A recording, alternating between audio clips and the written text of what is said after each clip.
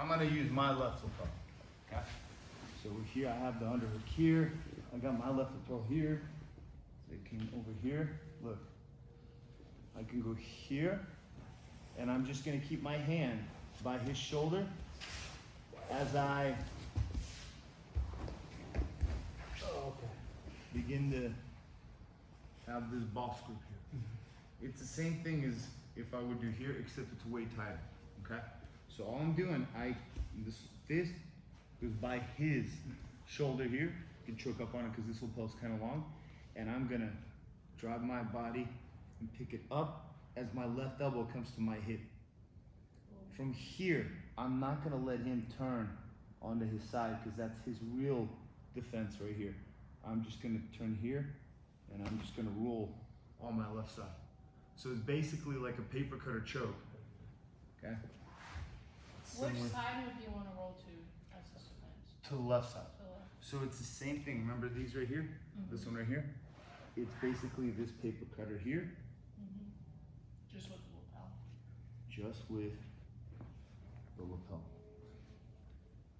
Except the problem for him is that I'm doing it from side control, so I don't need to feed this underhand. And I'm just working from the side control. So Miles, what would you do from here? Let's see. So we're here. Got a nice deep cross face right here. Adjusted it. Just went here. Okay? All right? And from here, I'm just not going to let him turn to his side. Because in order for him to turn to his side, he's got to get this arm to that side. And yeah, here I'm just going to keep it like this, and I'm just going to straighten my leg, and I'm going to roll right onto his neck throat area. Okay? If I want him to turn to his side, I'll posture up, and his arm will come up and over. Yeah, if he gets stuck here, I'll finish it, but he'll probably bring this arm up and over to grab my elbow. Yes, right here.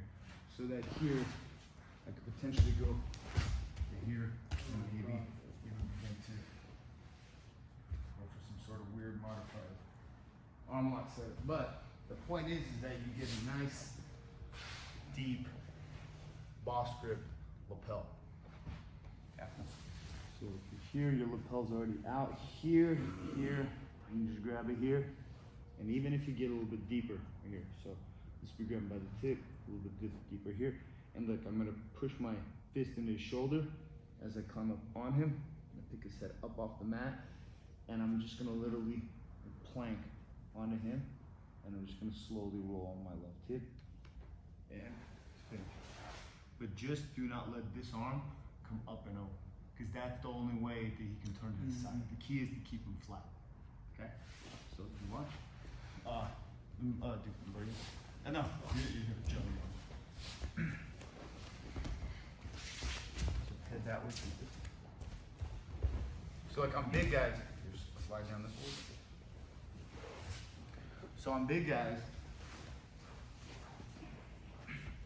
you're here, look. You're here. And you have nice control here. And him, I'd have to just control that arm as you come up here. And then just here, it should be a little bit looser because Miles' neck is a little bit skinnier than Joe's here. So we're here, and I just don't want to let his arm come up off the mat. We go here and I pull it up, and I just literally roll onto him. So, that's good. Okay. If here I felt I would have a little bit looser, if I have a little bit tighter, it's going to be a lot worse. But it depends on the person here. The key is to not let his arm come across this way, that way. So if I go here, he's going to turn to his side, okay, in order to defend himself, which is fine because from here I can actually mount a lot easier. Okay, I can go here, here, and potentially I can begin to maybe even get this finish here. But the point is, you get the cross face and you get that lapel through. Because look at this one right here. You're just sitting here weight, but this one's a little bit short to do that with because he's got kind of like a big body here.